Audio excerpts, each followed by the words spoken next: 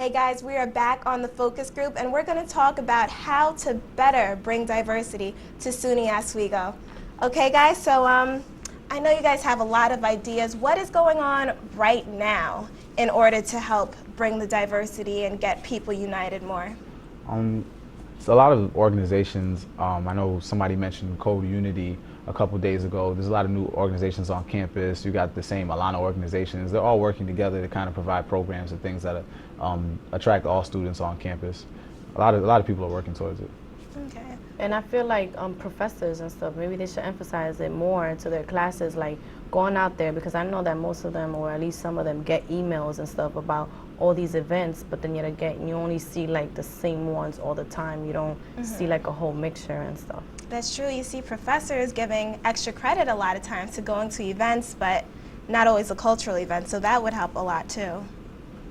What do you think? I mean, unfortunately, multiculturalism is actually the reverse of understanding your own culture, because instead of spending time enjoying your own culture, you're kind of dabbling all over the plate. And if this is sort of a food analogy, and it's not that it's wrong, because it's just a matter of which one we're liking at the time. Diversity right now is a buzzword. So we're going to spend the time and energy to kind of connect all the groups and to say, well, look at everything we have in common, but what about our own identities? So, I mean, does it really have to be a either or kind of thing? Like, either you're with your own group or you're learning about others. I mean, if we can't, why can't we all just learn about each other together? Well, I mean, I understand what Dan's saying, because in a sense, if you have, like, we all know Oswego, like you mentioned before, 0.9% African American, 0.5% Latino. Like, Oswego is not really the most diverse college that you're going to go to, like you would if you went to a school in a different area of the country. But at the same time, like, you're not going to have a reality where everybody's, okay, well, I'm cool this way, we're all one big happy family, because that's not true. To deny race and deny your own ethnicity is to deny yourself and something that you're proud of, and deny your own history. So it's not necessarily bad if somebody says, oh, you know, I'm Latino, I'm proud, I'm African American, I'm proud, I'm African, I'm proud, you know, that's a part of who we are. But at the same time, you have to make an environment where they don't feel uncomfortable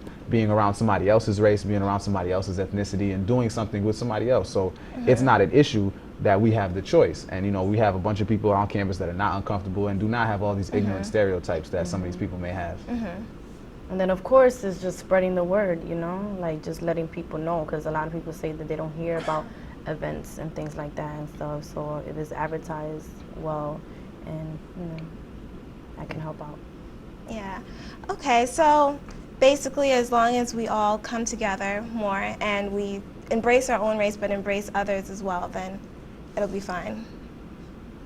Kind of, no, you don't really agree. You're like, no, that's not what I think. Not where I'm going with it. But I mean, like, we should embrace each other, but I don't think that if we're comfortable with the idea that everybody can do whatever they want, sort of like you all have your own responsibilities, you're not going to say, whoa, he shouldn't be going to that group, or, you know, just don't give it, you know.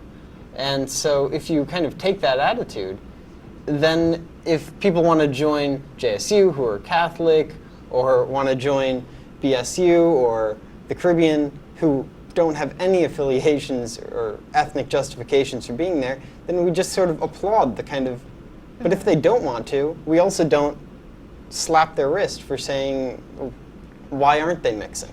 I mean, it's not so much about saying, slapping their wrist for saying, why don't you mix, but you shouldn't feel that if there's something that you want to go to, you shouldn't feel like, oh, I can't go there. It shouldn't be like that. You know, we should be comfortable enough to say, okay, well, I'm not homosexual, but I can go to the Rainbow Alliance meeting because I support this. Or I may not be black, but I can go to a BSU meeting. I may not be Jewish, but I can go to a JSU meeting. You know, it shouldn't be so much, it's not that people should feel like they have to go, but people should be comfortable enough to know that they can go and they should go if they want to. And it's gonna start from within, though, how they feel and stuff. You know, as long as they change that mentality, like, okay, I'm gonna go out there, I'm gonna go and explore, then you can do something. But if you don't have that mind state, then it's gonna be a little problem. At the same time, we haven't really talked much about campus administration and campus police and things of that nature, but at the same time, I think more of a focus needs to be added into students of a multicultural background. Like I know SA just added the position of multicultural affairs, and you also have Kathy Santos' office. She's the multicultural provost. They need to be focusing a little more on that area and giving it a little more attention, and also having some more of a zero tolerance policy. With some of the things that have been going on campus, like the nooses being hung up, or people writing the N-word on doors, or calling people faggots, and a lot of bad, names and stuff like that. It's not really good for the campus to not really stand behind the students, and for us to feel like if something goes down, then we can't contact anybody to help us out. There needs to be some type of policy or a zero tolerance to any of this, so we know, if somebody does get out of line, which is bound to happen because there's always a couple bad apples that might spoil the bunch, then we can stand up for ourselves and feel like, okay, well, Oswego's not going to take that, and Oswego has our back. So basically you feel like the administration, they're not helping us enough. They're not doing enough. Well, I wouldn't say that they're not helping us enough, but more could be done. A lot more could be done, and a lot more improvements could be made. So I'm not going to go throwing anybody under the bus. And just to add something real quick, like also we shouldn't wait until there's a problem. Like we should start uniting from the beginning so that we can always have that support and not people feel like, oh, you only want to come to me or now that you have a problem and stuff. You should get out there and stuff so people don't feel like, oh, we're going to be used and this and that and stuff. So you're kind of the opposite of what Dan says. You think that it is necessary, like we need to go out there. Yes. Disagrees with you, man. That's fine. I'm okay with disagreeing. No, I'm open, like I understand where he's coming from and stuff, but I'm saying in the sense like we should unite and stuff, like not wait until like a racial issue happens and stuff, like, oh, let's get together, oh, let's do something about this. No, we should be united from the beginning. Basically a hit the ground running kind of thing, right? Hit the ground running and just keep educating everybody else about the world around them, and letting them know that you're not. It's not just all about you. The world doesn't all revolve around you. There's other things going on. I mean, students studying abroad, going to different countries, things of that nature.